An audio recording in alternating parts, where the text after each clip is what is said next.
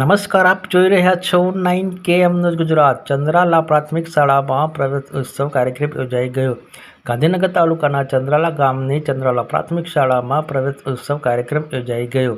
ઉમા સંસ્કારતી તેમજ શ્રી જ્યોતિ વિદ્યા મંદિરના સંયુક્ત ઉપક્રમે કન્યા કેળવણી તેમજ શાળા પ્રવેશ ઉત્સવ કાર્યક્રમનું આયોજન કરવામાં આવ્યું।